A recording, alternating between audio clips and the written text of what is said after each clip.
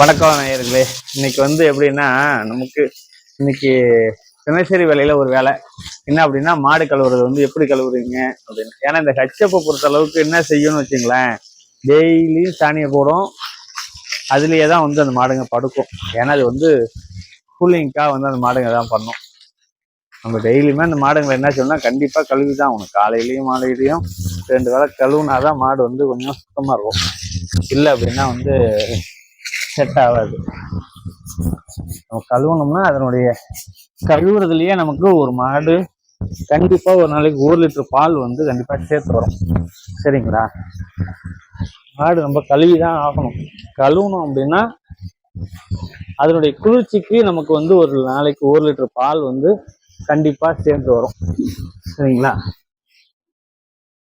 அதே மாதிரி நம்ம கழுவுறதெல்லாம் டெய்லியும் ஒரு மாட்டு நம்ம பழகணும்னு வச்சுக்கோங்களேன், அவங்க நம்ம பிள்ளைங்களாவே மாறிடுவாங்க. தினசரி மாடு கழுவுறதுனால என்ன பிரச்சனை இருக்கு, என்ன லாபம் அப்படின்னா, மாடை தினசரி கழுவணும்னு வச்சுங்களேன், மாட்டுக்கு இந்த மழை காலத்துல கொஞ்சம் ஒரு நாளைக்கு ஒரு தடவை கழுவலாம். சரிங்களா? 2 வேளைங்கிறது. ஆனால் டெய்லியுமே நம்ம கட்டி போட்டு வளர்க்குறோம் அப்படின்னா, ஹெட்ல வச்சிருக்கிறோம் அப்படின்னா, நம்ம ஒரு நாளைக்கு 2 வேளை கண்டிப்பா கலக்கணும், கழுவிட்டு இருக்கணும். அப்பதான் மாட்டுக்கு மேல அந்த சாணி ஒட்டி இருக்காது, அதை கழுவணும். அதே மாதிரி காலைல குழம்புல நம்ம கோமாரி நோய் வர்றதே தெரியும். மடியை டெய்லியுமே நம்ம கை வச்சு பார்த்துட்டு இருக்கும்போது மடி வீக்கம் இருக்கா அப்படிங்கிறது தெரியும். அதே மாதிரி மாடு, சில மாடு மடி பெருசா இருக்கும்போது கீழே படுத்து எதிரியும் காம்புல ஏதோ காயம் வச்சு அழுத்திடும். அந்த மாதிரி ஏதாவது இருக்குதா அப்படிங்கிறத நம்ம பார்த்துக்கலாம். சரிங்களா? கழுவுனா நம்ம மாட்டுக்கு கூலிங் கிடைக்கும். அதனால நமக்கு பால் கண்டிப்பா பால் ஏறும். சரிங்களா? நம்ம இதெல்லாம் சின்ன சின்ன முறைகள். இந்த பசுந்தீவனம் நிறைய கொடுத்தோம் அப்படின்னா, தேவைக்கு போக இல்லை, தேவையான அளவு நம்ம தீவனம், பசுந்தீவனம் பிளஸ் இதே மாதிரி கழுவுறது, அதே மாதிரி இந்த தீவனத்தை வரதீவனமா கொடுக்கறது, இதனால மாட்டினுடைய பராமரிப்பு நல்லா இருக்கும், மாடும் நல்லா இருக்கும். அதுல நிறைய நோய்களை நம்ம கண்டுபிடிச்சிருவோம் நம்ம நேரடியாவே. அப்பப்ப கண்டுபிடிச்சோம்னு வச்சுங்களேன், இந்த நாட்டு வைத்தியத்திலேயே நம்ம சரி பண்ணிடலாம். இதே பெரிய லெவல்ல பார்க்காம விட்டோம் அப்படின்னா, பெரிய லெவல்ல போயிடுச்சு அப்படின்னு வச்சுங்களேன், அந்த இதுல கறக்கக்கூடிய கறவைக்கான லாபங்கள் நமக்கு நஷ்டமாயிப்போம். சரிங்களா? அதனால கண்டிப்பா கறவை மாட்டை டெய்லி குளிப்பாட்டணும், அது முக்கியம். சரிங்களா? அதோட இல்லாம சிலர் உங்க ஊர்ல என்ன பால் விலை அப்படின்னு கேட்டிருந்தாங்க. எங்க ஊர்ல தனியாரை பொறுத்த அளவுக்கு ஃபேட் அசனப்பு விலை தான் 35 ரூபா 36 ரூபா அப்படிங்கிற ரேட்டு போயிட்டு இருக்கு. அதே மாதிரி ஆவியில் 36 ரூபான்னு எடுக்கிறாங்க. சரிங்களா? நம்மளுடைய தேவைகள் இன்னைக்கு தற்பொழுது நமக்கு தனியார் பண்ணையில கொடுக்க வேண்டியதா இருந்தாலும் சரி, ஆவியில் கொடுக்கறதா இருந்தாலும் சரி, அவங்களுடைய தேவை கொடுத்துக்கலாம். சரிங்களா?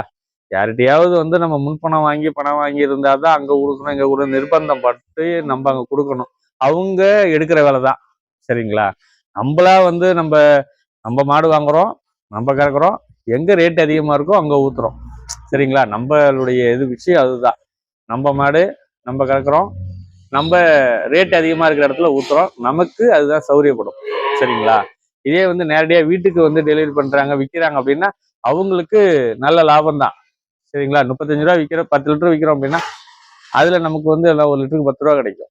நம்ம எல்லா மாடு வாங்கி அதுல தீவனம் போட்டு எல்லாமே செஞ்சு நமக்கு 1 லிட்டருக்கு 10 ரூபா தான் கிடைக்கும். அதே மாதிரி இந்த இதுல 10 ரூபா 12 ரூபா கிடைக்கும் அதிகபட்சம், அவ்வளவுதான்.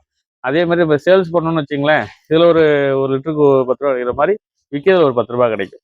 1 லிட்டர் ஒரு மாடு 5 லிட்டர் கறக்குது அப்படின்னா நமக்கு இதுல 50 ரூபா கிடைக்கும், வித்தா 50 ரூபா கிடைக்கும். சரிங்களா? அது அது நம்மளுடைய இதுதான். வேலை இல்லை, கம்மியா இருக்கு அப்படின்னா கண்டிப்பா நம்மளே சேல்ஸ் பண்ணிக்கலாம். சரிங்களா? நம்மளே சேல்ஸ் பண்ணணும் அப்படின்னா இதுவும் இன்கம் இன்னும் அதிகம் தான் நமக்கு. சரிங்களா? அதனால உங்க இடத்துல உங்களுக்கு எந்த மாதிரியான சுச்சுவேஷன் இருக்கோ அதுக்கேற்ற மாதிரி நீங்க அந்த பால் பண்ணையை உங்களுடைய முடிவை அந்த இடத்துல நீங்க தான் எடுக்கணும். சரிங்களா?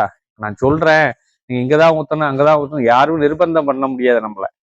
ஏன்னா மாட்டுத்தொழிலை பொறுத்த அளவுக்கு நம்ம உழைச்சா நமக்கு காசு, அதே மாதிரி நம்ம வித்தா நம்ம காசு, நமக்கு தான் காசுக்கு தான் பாக்குறோம். அப்படிங்கும்போது நல்ல பாலா கொடுக்க போறோம். ஒரு 2 ரூபா 3 ரூபா சேர்த்தே கொடுக்கலாம். 46 ரூபாய்க்கு 50 ரூபா கொடுத்தாலும் நம்ம கிராமத்துல வாங்கிப்பாங்க, டவுன்லயுமே வாங்கிப்பாங்க. ஆனா நல்ல பாலா கொடுக்கணும். சரிங்களா? அதனால இந்த ஒரு முறையில நீங்க பால் விற்பனையும் ஒரு முக்கியமான ஒரு விஷயம். பால் மட்டு தொழில விற்பனைங்கிறது முக்கியமான விஷயம். சரிங்களா? நம்மளாவே மதிப்பு கூட்டி வைக்கலாம்னா அது இன்னைக்கு நம்மளால சாத்தியப்பட முடியாது, சாத்தியமா இருக்க முடியாது. எப்படின்னா இப்ப நான் புருஷன் முன்னாடி 2 பேரும், நாங்க 2 பேரும் என் பிள்ளைங்க செய்யறோம் அப்படின்னா, நான் அதை போயிட்டு பால் எடுத்து போய் விற்று அதை வந்து நான் அந்த அங்க போற 2 மணி நேரம் 3 மணி நேரத்து வேலையை வந்து நான் இங்க மாட்டுக்கிட்ட பார்க்க முடியாது. சரிங்களா? அதுக்குன்னு தனியா ஒரு ஆள் போட்டு நடத்தணும். ஆள் போட்டு நடத்தி இன்னைக்கு செட் ஆகாது. ஏதோ ஒரு வகையான பிசினஸ் மட்டும்தான் பண்ணலாம். சரிங்களா? அதே டவுன், கொஞ்சம் டவுனான ஏரியா அப்படின்னா பால் மாடு வச்சிருந்தா அப்படியே கறந்து அவங்க வீட்டு வாசல்லே விற்கலாம். அப்படி விற்றா இன்னும் டபுள் லாபம். சரிங்களா? அதனால உங்க உங்களுக்கு எப்படி செட் ஆகுதோ அந்த அளவுக்கு விற்குங்க, பாலை வித்துங்க. அப்பதான் லாபம் பார்க்கலாம். சரிங்களா? நன்றி.